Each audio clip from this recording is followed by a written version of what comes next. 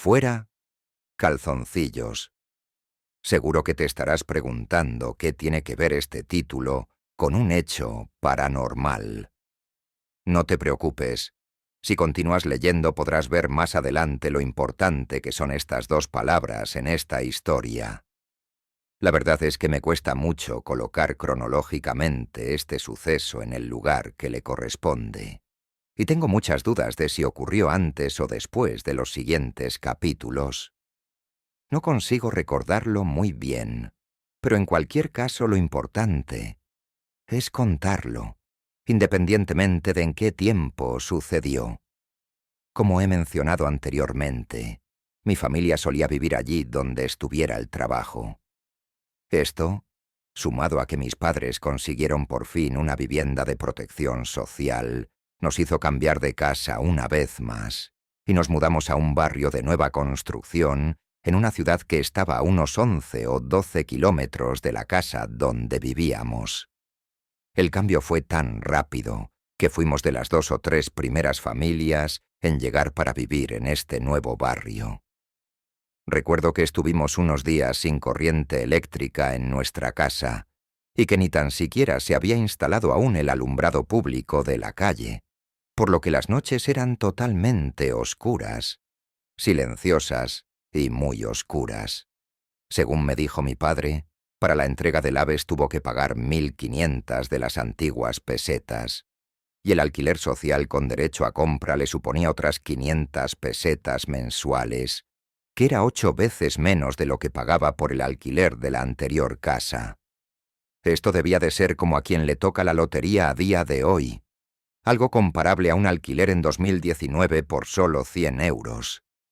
Esta nueva casa se encontraba justo enfrente del colegio donde yo más tarde empezaría a estudiar. Las ventanas de la cocina, que había como unas 8 alineadas formando una media luna en posición horizontal, daban justo al patio de ese colegio, y al ser un cuarto piso en altura, teníamos unas espectaculares vistas de casi toda la ciudad. Recuerdo que me pasaba las mañanas mirando desde mi ventana hacia el patio de recreo para ver a los niños jugar, mientras contaba los días que me faltaban para poder estar allí con ellos. Solo tuve que esperar unos meses más, después de ese mismo verano. Ya con 4 años, empecé en el parvulario. Un tiempo más tarde, nació mi tercer hermano. Ahora ya éramos 4. De mi etapa en el colegio, y siguiendo con el tema del libro, he querido reflejar 2 sucesos que, a pesar de no haberlos vivido en primera persona, conseguí recabar bastante información al ser un testigo directo de los hechos. Estos 2 sucesos ocurrieron con bastantes años de diferencia entre ellos, y aunque cronológicamente serían posteriores a la historia que seguidamente contaré, me ha parecido que podía ser muy interesante incluirlos.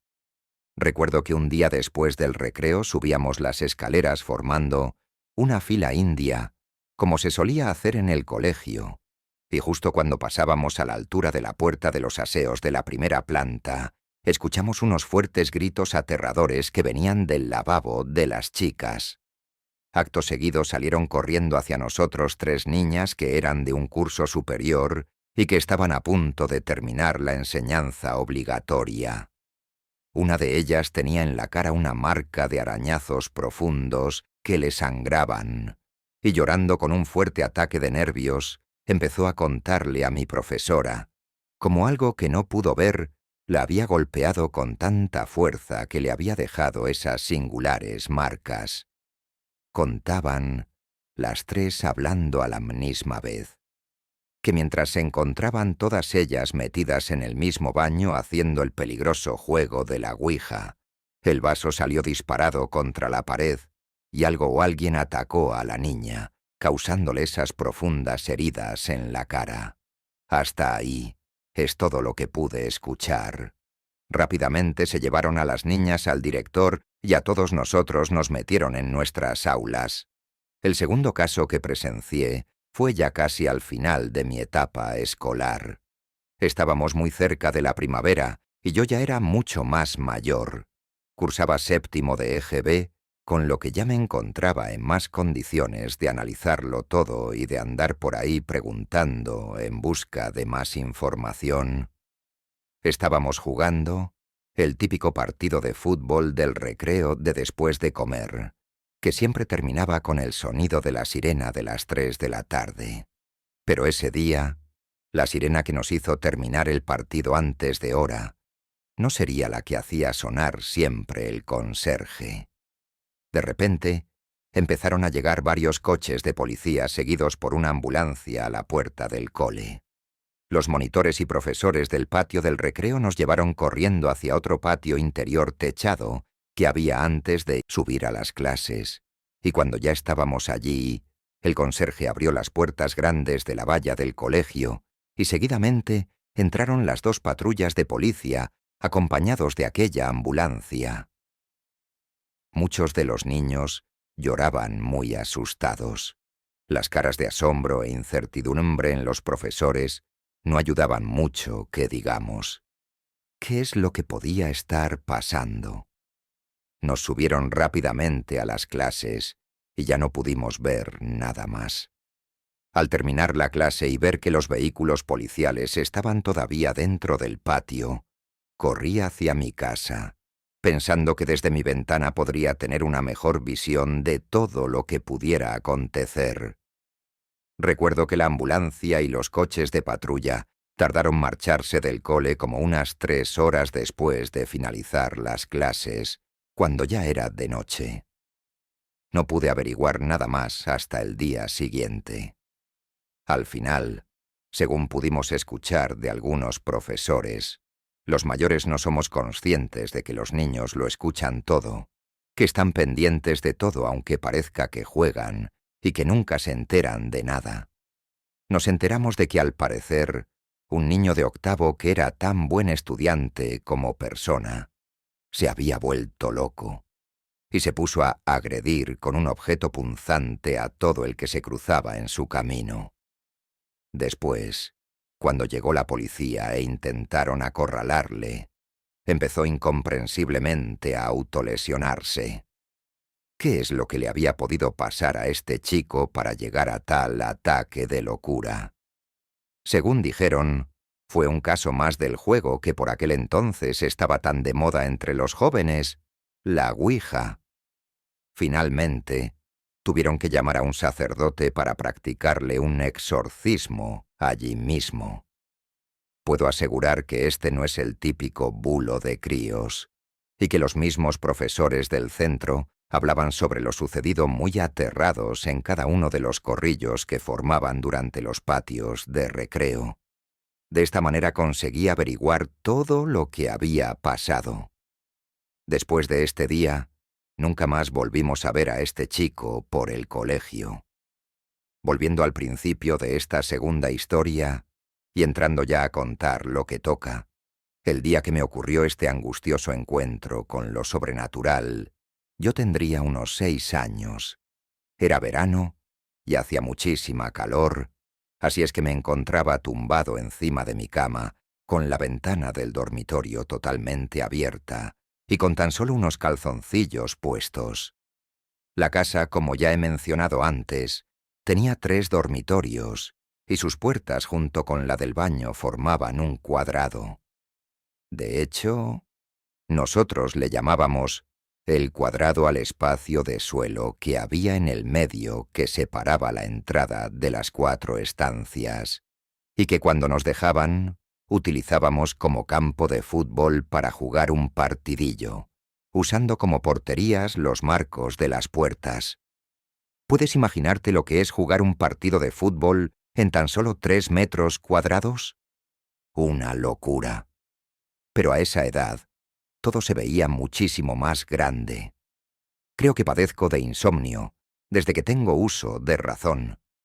Me cuesta muchísimo dormir y no consigo nunca desconectar y relajarme.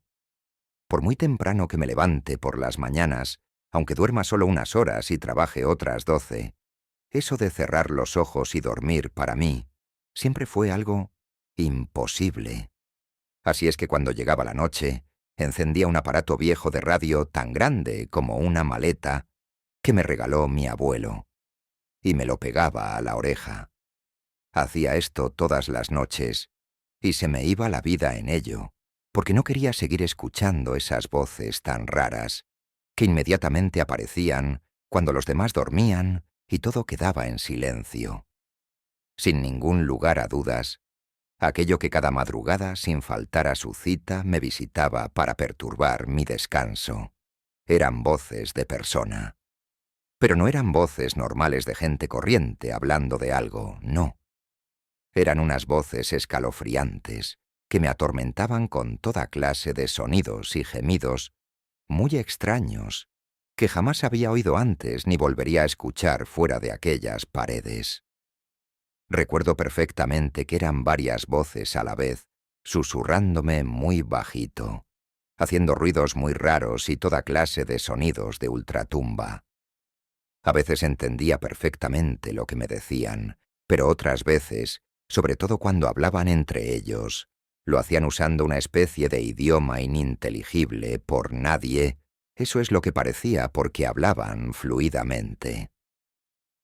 Primero empezaban a oír como de lejos unas risas, que cada vez se acercaban más y hasta llegar a mí, para seguidamente susurrarme casi dentro de mis oídos la repetida y terrorífica frase de «Y ya estamos aquí». Después se alejaban, y podía escuchar lo que entendía que era una discusión entre ellos, aunque por más que lo intentaba no conseguía descifrar palabra de lo que decían. Quizás esto me asustaba muchísimo más. Entonces volvían otra vez hacia mí, y podía sentir que me rodeaban dando vueltas, como si se tratara de uno de esos ataques indios de las películas del oeste, a la vez que uno por uno, alternándose entre ellos, dejaban en mis tímpanos toda clase de sonidos de lo más aterradores. Siempre repetían la misma manera de atormentarme. Tanto es el miedo que pasé escuchando aquellas voces, que en este mismo momento, según escribo estas líneas, el vello se me pone de punta y el corazón se me acelera. Cada vez que lo recuerdo siento un verdadero terror, que por muchos años que hayan pasado y por muy mayor que uno sea, no es posible controlar. Aquella noche, a cosa, fue a más. Y mientras intentaba dormir con mi radio encendida, algo que no pude ver tiró fuertemente de mis calzoncillos, sacándomelos con tanta violencia que casi me tira al suelo a mí también. Aquella cosa levantó por completo todo mi cuerpo, y fue tanta la fuerza que empleó, que mis piernas quedaron fuera de la cama y el resto del cuerpo a los pies de ella. Quedé desnudo, acurrucado encima de mi cama, cagado de miedo, tapándome mis partes íntimas con las manos, con los ojos medio cerrados, haciéndome el dormido pero intentando ver a dónde habían ido a parar mis calzoncillos. Sudaba y tiritaba de terror. No sé cuánto tiempo estuve así, pero al final conseguí reunir el valor suficiente para levantarme e ir a por ellos. Estaban justo en el medio del pasillo, enfrente de la puerta del baño. Los cogí, salí corriendo hacia mi cama y me los volví a poner tan rápido como pude. Luego llegaron esas risas, risas y más risas. No dejaban de reírse de mí de una manera maligna. Cuando peor lo estaba pasando, para mi salvación, alguien se levantó para ir al baño. No recuerdo quién fue, no lo pude ver. Yo estaba encogido boca abajo con los ojos cerrados y muy apretados. Rezaba para que todo aquello terminara, y al encenderse la luz, inmediatamente las voces desaparecieron y todo volvió a quedar en silencio. Después de aquello, no puedo recordar que me pasara algo tan escalofriante en esa misma casa, aunque nunca dejé de escuchar toda clase de malvados sonidos, noche tras noche. Aquellas voces desaparecieron para siempre en el mismo instante en que volvimos a mudarnos de casa. ¿Y quién o qué me había sacado con aquel fuerte tirón los calzoncillos? ¿Qué podían ser aquellas voces? ¿Por qué solamente yo las podía oír? ¿Qué intenciones tenían? ¿Por qué cuando me quedaba a dormir en casa de mis tíos allí, nunca las escuchaba? Soy de los que creen en las energías. Hay energías buenas, como es el caso del gigante de la túnica blanca, pero también energías malas como estas. Espíritus burlones que algunos lugares pueden retener entre sus paredes. Pero esta casa era nueva. Nadie había muerto allí, y no había podido suceder ninguna desgracia en ella que hiciese retener o atraer esas malas energías de las que hablo. Hay un dato más que creo que es importante contar y que a mí me ha hecho pensar mucho durante todos estos años. Es algo que me resulta muy difícil de afirmar por dos razones, pero que puede explicar lo de las voces y que es lo que aquella noche sucedió. La primera, aunque sería lo más lógico, no tengo la total seguridad de que se realizara ninguna práctica esotérica en mi propia casa. La segunda, no sé si a alguien de mi familia, además de incomodarle leer esto, pudiera llegar a molestarse. Pero tengo que seguir siendo fiel a la verdad y contar las cosas tal y como yo las viví. Recuerdo que al poco tiempo de vivir allí y empezar a llegar más vecinos al edificio, mis padres hicieron una estrecha amistad con un matrimonio, que al igual que ellos eran demasiado jóvenes para ser padres. Solían quedar en una casa u otra para cenar y jugar alguna partida de cartas mientras tomaban unos cubatas. Lo que se suele hacer con los amigos, hasta ahí, nada fuera de lo normal. Pero también me acuerdo de una tarde en la que algo raro parecía estar pasando. Los mayores andaban un poco nerviosos entrando y saliendo de las casas, en lo que parecía ser una discusión entre vecinos. Luego escuché esas frases. «¿Ves? Ha sido él. Y lo ha dicho el libro y las tijeras». Tengo entendido que mis vecinos eran bastante aficionados a esos juegos tan arriesgados como extraños que estaban muy de moda y gustaban tantísimo en los años 80. Parece ser que realizaban todas esas prácticas que tienen que ver con el peligroso mundo del ocultismo y la adivinación mediante espíritus, y de alguna manera esto pudo llegar a salpicar a mis padres, contaminándolos para alterar la paz y la armonía que en mi casa existía. No creo que mis padres participaran nunca en estas cosas, pero es muy probable, o al menos eso pienso yo, que alguna vez presenciaran en otra casa uno de estos rituales, arriesgándose así inconscientemente a quedar impregnados de estas malas y oscuras energías. No somos lo suficientemente conscientes de lo peligrosos que pueden llegar a ser este tipo de juegos, que igual de arriesgado es participar en ellos como el quedarse a un lado, aunque solo sea para observarlos. Las malas energías circulan libremente por las estancias donde son invocadas, en busca de cuerpos con niveles de frecuencia realmente bajos y portadores de pensamientos muy negativos. Jamás he practicado, presenciado o participado en ninguno de estos, ni voy a hacerlo en mi vida. Siento un gran respeto hacia todas estas prácticas que casi siempre suelen terminar por causar serios problemas a todos los que las realizan. Aunque yo haya terminado por llamarlo erróneamente juego, que es así como lo llaman en general, tengo que advertir que no se trata de ningún tipo de entretenimiento, más bien todo lo contrario, algo tan peligroso que no deberíamos ni tan siquiera mencionar.